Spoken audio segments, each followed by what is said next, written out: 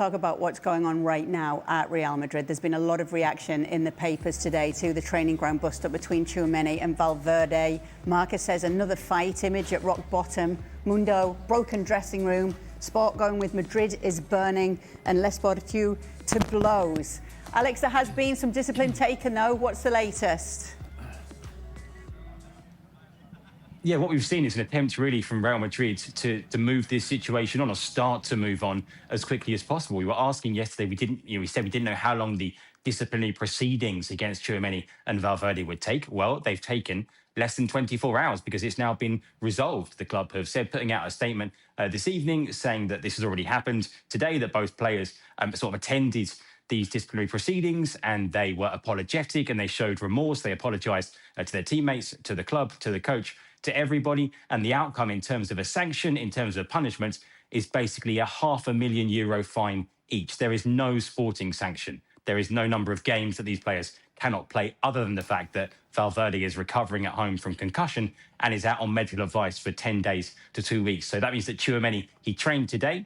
There's no reason that he shouldn't be in the squad to play in the Clasico on Sunday, which is incredible, really, after the week that he's had. Like I say, Valverde won't be there on medical advice. In terms of those fines, it's difficult because we talk about footballers and money, and no sum of money seems a lot, but this is quite a significant fine in this context. I can't remember any case, certainly, of a player being fined something like this in Spanish football. I think it works out more or less, when you take tax into account, at about a month's kind of take-home pay for these two players. So it is quite a significant fine, but like I say, there is no sporting punishment. Now, what it means longer term in terms of, do the club think these players can both stay at the club and just move on? Does one of them have to move on this summer as part of that process of rebuilding and of making the dressing room work again? We don't know. But like I say, in the short term at least, it means that Tchouaméni could be out on the pitch at Camp Nou on Sunday. What do you think of that Tchouaméni potentially playing on Sunday after the week that it's been at Real Madrid? You've got to move on, haven't you? I mean, I don't know. To be honest, I know they've had a bit of a scrap, and I'm not getting into who started it and whose fault it was and who finished it. I don't know, but these things happen. You deal with it. You get back on the field and you have to play.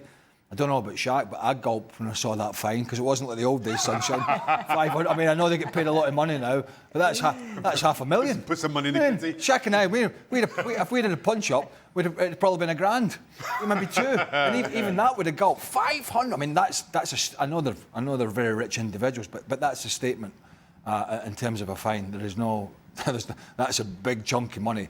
There's no doubt about it.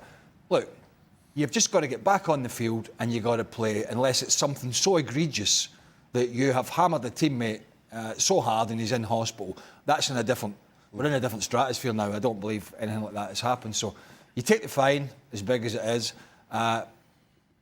you learn from it and you move on. But listen, players fighting, unfortunately, in any sport, training and stuff like that is not uncommon, unfortunately. I will say this, the no sporting sanctions and Tchouaméni being available kind of leans into Valverde's statement of yesterday. Now, before Valverde's statement, Real Madrid put out two, and they kind of contradicted each other. So you weren't really sure exactly what was happening. But the fine, as large as it is, I guess speaks to their salaries. The no sporting sanctions speaks to Valverde's statement, whether you believe it or not. Again, given what Real Madrid said, that we had some hard challenges in practice, but nobody really punched each other, and I slipped and fell over type of thing. It leans into that as kind of now being the official position going forward. Ale, Tchouaméni plays Sunday. Real Madrid move on. Well, first of all, let me just address what Shaka just said there. I have a better chance of growing hair on top of my head than believing the statement from Fede Valverde.